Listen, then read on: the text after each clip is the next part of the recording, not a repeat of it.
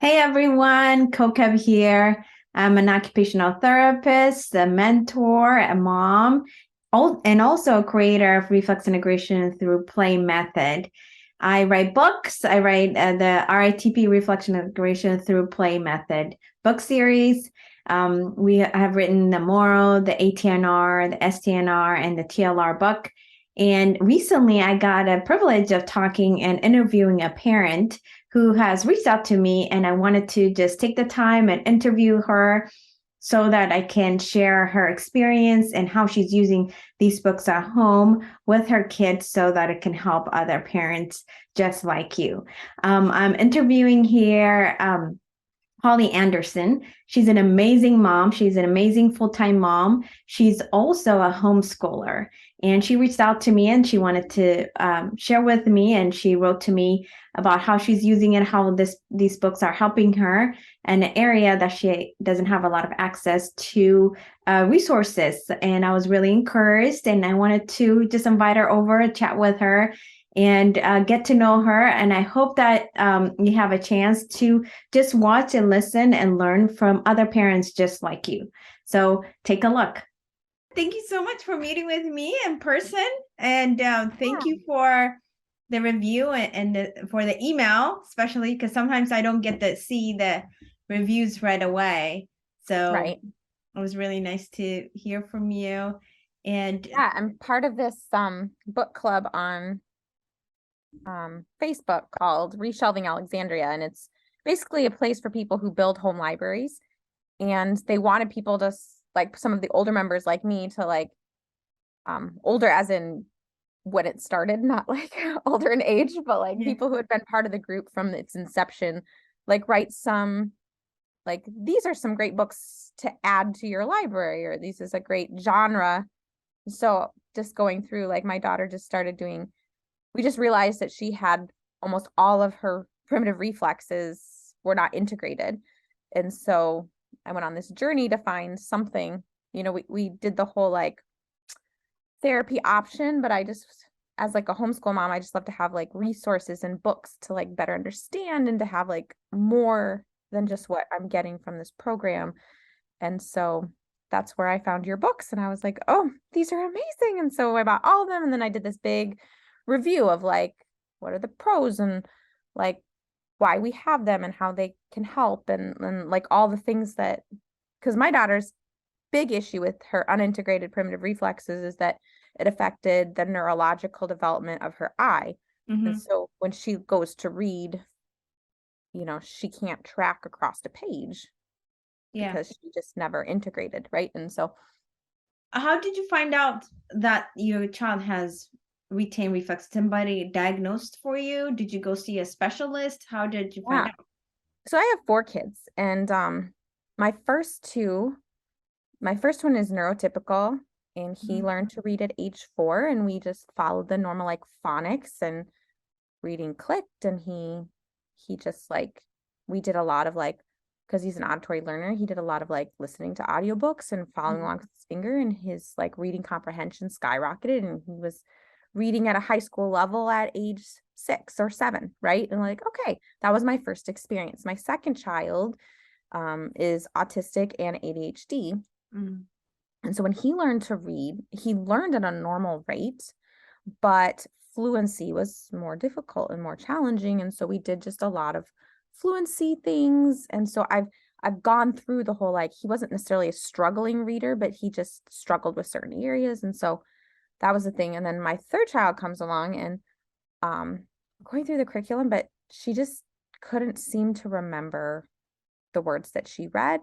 Mhm. And she would see a page of words, and as you get older, the words get smaller Yeah. and they're more on a page, and she'd start to like freak out and not like emotionally be able to handle life or like the reading. And I felt like she was sounding out every single word I see. every single time. Like she'd be like MOM, and she'd sound it out and become mom, and she'd see it on the next line, and she had no idea that Yeah. that was the word mom. Yeah. And I was like, it's the same word. It's the same word as up here, Yeah. and once I pointed that out, oh, mom. But like, so she had a great like retention, but she couldn't read. Like she really wasn't really reading. It was like people are like, oh, your daughter probably is dyslexic. But I'm like, but she spells amazingly. She has none of the telltale signs. Like she rhymes, she spells, she knows all of her phonograms and all of their sounds. If you hold up a one big card with a huge word on it, she can sound it out and read it. But it's just like something is off. So we got her eyes checked, perfect vision. Then someone's like, well, get her tracking checked. I was like, oh, I've never even heard of eye tracking. And so went to this really expensive place in a town, like the capital city of our state. And Yeah. she, got this and they're like, okay, well, she has eye tracking issues when they have this computer that tracks like where her eye is looking on the screen where she's trying to read. And so they had this line of words and her eyes went like this as she was trying to like read across a page. And they're like, well, let's just do a quick, as part of their comprehensive testing, they just do a quick like test of like 2 primitive reflexes, asymmetrical and, and so they were, I don't remember, maybe, I can't remember the 2, but they do like the 2 most typical ones. And they were like, oh yeah, she has some unintegrated primitive reflexes. So we can treat her eyes here, but then you're going to have to go someplace probably to like a chiropractor and get her primitive reflexes treated. And I was like, yeah, I think I'm going to go looking for something else. And so then I found this place called Brain Balance, and they test for all of the primitive reflexes and they do eye tracking. And so when they tested her, she tested as unintegrated in everything except one. And then they like told where she's at on this range of how unintegrated. And she was like completely like unintegrated in everything. I was like, oh, okay, that's the thing. And they're like, actually, they're the ones that linked. They think because so many were unintegrated, she just didn't develop neurologically with her eyes in the correct way. And it prevented her eyes and her brain from like being able to like communicate and do what each other wanted the other to do. And so they're like, you can do all the eye tracking therapy you want, but if you don't get the primitive reflexes integrated, it's not going to make any difference. And I was like, okay, Yeah. all right, let's do this. So we got into this program and they do the eye stuff and they do the primitive reflex stuff. But I noticed like we only do like 1 exercise or 2 exercises for each primitive reflex. And what I love about your book is there's so many options and so many things. And I can, as we went through the activities in your book, I noticed like, oh, this almost seems like a little bit step up. And then we saw like, oh, you can tweak it this way to make it a little harder. And that was like really helpful to see the progress. Whereas when you're doing the same one every single day, It's hard. I'm not know how the results were affecting. Basically, like again, a homeschool mom, and I'm just like, it's not enough. Let's do this thing, and so Good. that's kind of how we got here. Is just I had no idea that primitive reflexes affected eye tracking in such a major way, but because they were trying to link it to like trauma, but she's never had any trauma, and so I'm not really sure. But then I found out that my cousin had the exact same issue, unintegrated primitive reflexes and eye tracking issues, but like back in the 90s. And so he had similar treatment, but his treatment was like 2 years long. And I think ours, with like how much we're doing with your books and like how she's progressing with her eye tracking, they think she can be done in a year, which is great, but what results have you been seeing so far? Well, like some of the early exercises I noticed, especially like one of them, she's supposed to lean and then go back up like the pendulum. Like she couldn't do it like for a week. And I was like, okay, I'm just gonna hold my hand here so you don't fall flat on your face, and then finally, like after like a week and a half of her working on it, she could pendulum. And I was like, there's progress. We're seeing progress. There's something that we can tangibly look at and say you're getting better, because reading is going to take so much longer to get better in. But that's another thing. And I was like, oh, we were able to progress through one of the exercises and see results. And she felt like she accomplished something. And I feel like that's helped get us through, is that she is growing in ability to do these things that she just couldn't do, and so that's been really helpful. being able to like do that. I took 2 bed sheets and like sewed them together to make the cloth tunnel. And so she really I love it. loves the cloth tunnel. Like that's her favorite thing. I was like, I don't think we can ever take that off the rotation. She just loves it so much. And then when we put the ball through it, you would think that I like told her it was Christmas, she I was like, wow. Okay. But it's just like 2 twin bed sheets and I just sewed them end to end and then together. And it was like the perfect therapy. I love it. You're making it more fun and easier for parents to. We just couldn't afford to buy like a therapy tool. I was like, honestly, I couldn't even Uh-huh. find one. I was like, I don't even know where to buy this, so I'm just gonna make it. And had I some mean, old really, it's what you're trying to. Your goal is to target the brain, right? So the brain doesn't really need to know if it's a store-bought therapy tunnel. As long as movement is what we're looking for, it's making or a sanctioned therapy swing. Yeah, it's fine. Yeah. We just took some PVC pipe. We glued pool noodles around it, and then we took a yoga mat and glued that around the edge, and then stuck in bolts. And oh man, I want to see that. You have to send me the picture. Oh, I will. Yeah, I should. It's great. It looks just like the one that you had in your picture. My husband's like, I can. And then how often do you do the exercises, the home exercises? So we do every day except like I give her 1 day off. So nice. My husband gets 1 day off a week, and so we just kind of like rest hard on that day, right? And so kids don't do homework. We just like we don't do anything. We shut off our phones. We don't answer our door. Just like we isolate for a day. So I don't make her do exercises that day. But yeah, we try to do them every day. And then when did you start doing the exercises? Let's see. I think it was like end of July, maybe early August.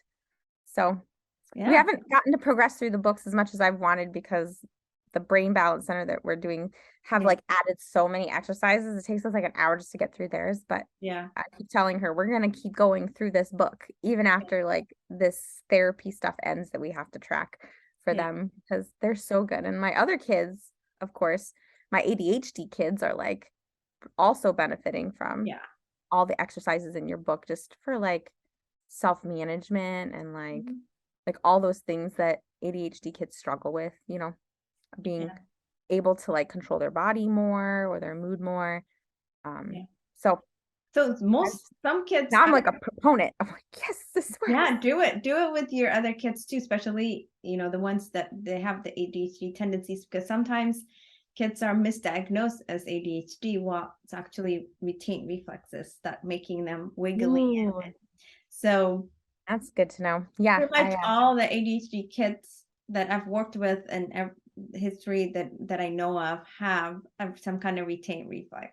There's a reason that I was noticing. Like we did take our son who's autistic and ADHD to an occupational therapist for like a month, and all she did was primitive reflex stuff. I didn't know that's until we bought your books like later. I was like, oh, those were all primitive reflex things, So I was like, oh, this would be really good for my ADHD kids. And I was excited to hear about, especially homeschoolers, the parents who don't have direct services, accessing it. Because when I first wrote it, I had the teachers and parents and therapists in mind. Especially the kids as well, because I have four audience in mind.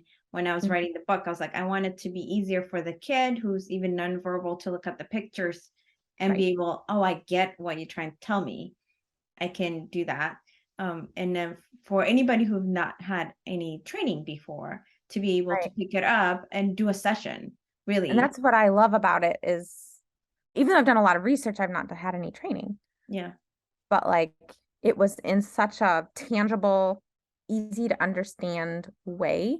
And I had seen enough in center to know like kind of a little bit what we're attempting for. And so I just found like your books to just be such a huge help and a blessing to our family. So this has always been my hope. It was one of my hope, like a parent somewhere will just pick it up and then they can feel like, oh, I can do this, and it's as if like an OT is there consulting with them, and then also you're doing it in conjunction with a specialist. You're not just by yourself doing it. So you're really complementing. That's been helpful. you're doing. Yeah. Yeah. Just like, oh yeah, form is really important. Oh yeah, that's a good reminder because Yeah. there's just so many things to remember.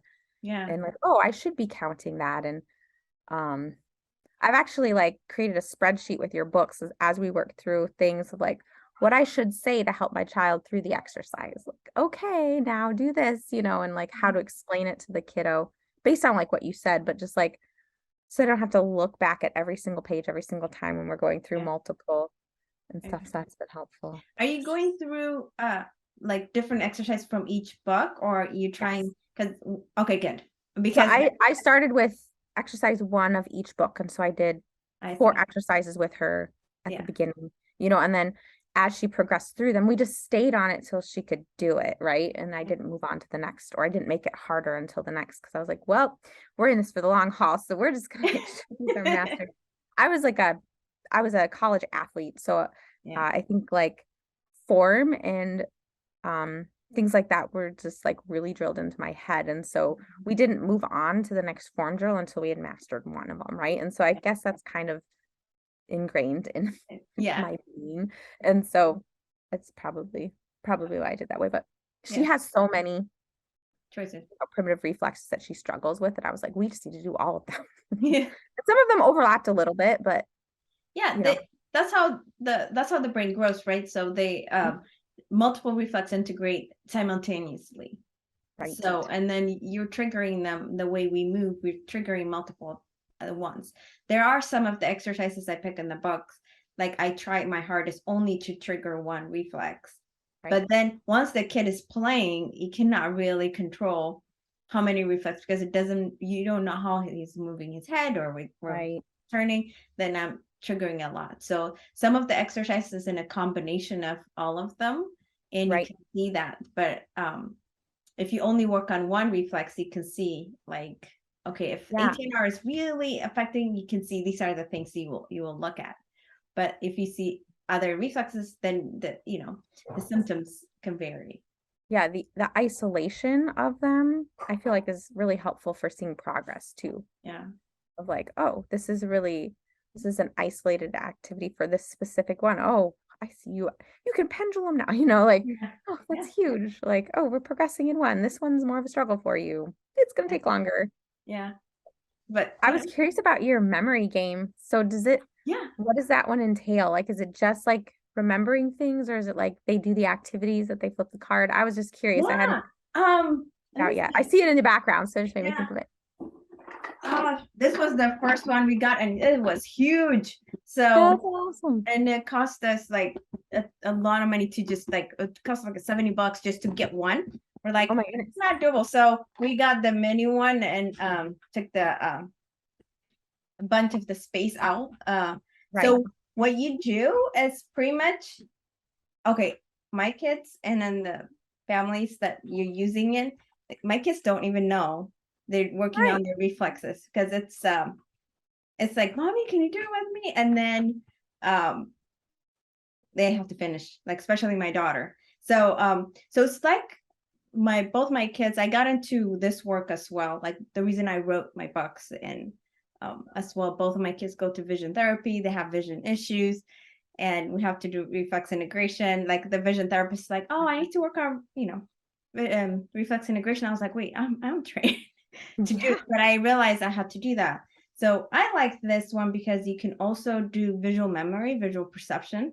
Ooh, as well. Awesome. Right. So what we do is we have about 24. If you like, you can do all the 24 in the ground. It's family time. It's a game, right? So it's a family time. Fun. And then you have all these pictures. Oh yeah. I recognize those. Yeah, that's the stuff. Yeah, it's from the book. So, and I reference it where. Oh, perfect.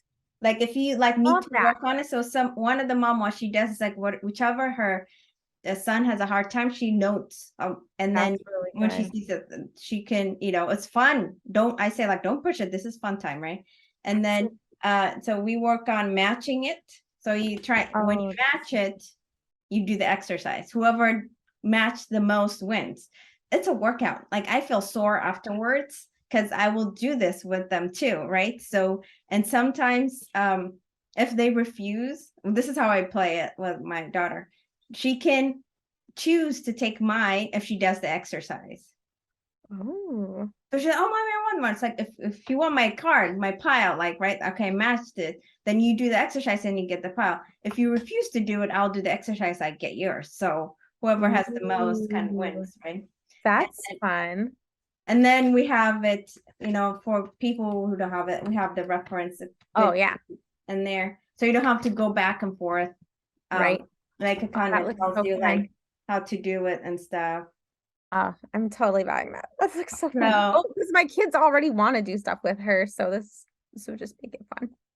and So how do you like doing like going back into the exercises you're doing, because it is one of the reason I wanted to interview you and ask you yeah, is like, because it's a lot for parents, right? Even as a therapist, for me, one of the reason encouraged me to write this book is because I've been trained in MNRI version of like when I was seeing clients coming to me, there's a protocol that I try to teach parents like an hour worth or more.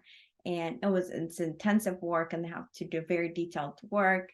And then when I became a mom and my kids need reflex integration work, and I realized I have about 10 to 15 minutes here yeah.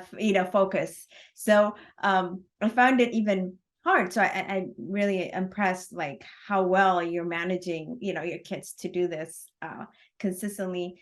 And I guess advice for other moms, what would you advise for a Yeah. parent who are trying to do home program at home, and for you, like for having the experience of doing it like at least 5 to 6 times a week right now, Right. Yeah. right, consistently, like what would you advise another parent? So I think it's a matter of like how we look at it, of like, oh, this is like my child kind of goes through pain with her eyes and with her body, but she can't do these things, or socially and emotionally we'll go through pain if we don't get really serious about this and work really hard at it. And the more we do it, the better it is for her. And so just remembering like having that goal in perspective. And then it's kind of like with everything, we've kind of just made it a lifestyle. And so we bought like an outdoor therapy swing, like one that requires balance. And my husband put up like a thing on the wall where we can store all our therapy things, like our balance beam and our little cart or our little wheeled scooter things and our, in our yoga mats. And Yeah.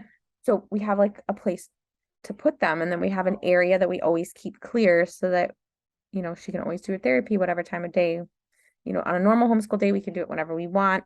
When we go to our co-op, we have to do it after she's already exhausted, right? And so knowing of like, okay, she's going to be exhausted. This is going to be emotionally difficult. 15 minutes in, we'll probably have a meltdown. But having those like you said, little tricks of like, here's something to look forward to. Here's like a treat for it. And just, I guess, like not growing weary and doing what's good. Like we know it's good. It's difficult, but one thing I want to train my kids as a mom is just that life is difficult, but it's worth going through all the pain to like thrive, right? And so this is an extremely painful experience simply because it hurts to neurologically, change something, and that pain is worth something. And so I hope that when they get older, that they will recognize when something's really painful and hard, that it's still worth it because the end result is worth it. And so knowing like, wow, she'll never be able to read unless we get this, pounded out. And so every day we trudge through because we know the end goal is like really, really important. And so on days when it's like, this is really hard, I don't know if we even have an hour. We just implement the like, I just remember this is going to take as much time as it takes. We might get to bed late. This is going to take as much time as it takes. We may not get to go XYZ or do these other things. Like now, because we do it so often, I can't just like drop my kids off at my parents' for a long weekend. I will like take them. We'll do therapy before we leave, and then I'll come get them the next day or something, just so we can we might skip one day, but we try to like keep it going because it's really hard to have somebody else who has no idea how to do these things work through the therapies with my daughter. So I think, and also like I have like a checklist And so I have like the days of the week in a box with each exercise that we are scheduled to do. And then we do it, I check off the box, and it's just helpful. Okay, we did this, and these are the days that we did this. And then I recorded how well she did it or how many times she could do it. And just having that and like seeing the progress and the small victories. And then we kind of celebrate those of like, hey, you couldn't see the ball right here for like 5 weeks, and now you can see the ball. Awesome. Yay, let's celebrate. Let's get you an extra whatever treat, you know, frozen banana, because my kids can't have anything, but they could give their kid chocolate, you know, like whatever, whatever the thing is. So that's been kind of how we work through things. I don't know if that's helpful or answers your question, but no, I think it's good. It's just prioritizing what is more important, you know, having your why, and then learning to let go of other responsibilities, because you can't do everything, right? But if you say like this one is the most important and you need to do it consistently because like we're working on, you know, either for a vision, other family, there might be like auditory processing issues or attention or focus or or like regaining that like centered or focused thing in your ADHD or autistic child, because that's really important. Almost winning them back to like they can control themselves, or they can handle the situation, they can handle this loud noise because they don't have their primitive reflexes. Like and then you being part of it too. I think that's what I like about this too, is you're not just sending them to a therapist to do it. Like you're maximizing their therapy, what you're paying for, but increasing the frequency. So and then long run, it's actually cost effective for parents to do that. If you don't work on it, a therapist will, and then also the time will be longer. Thank you so much, and to everybody who's listening, thank you so much for watching and listening, and plan to do more of interviews from parents and service providers. If you can recommend people who I should be talking to as well, so feel free to connect with me as well. And thank you.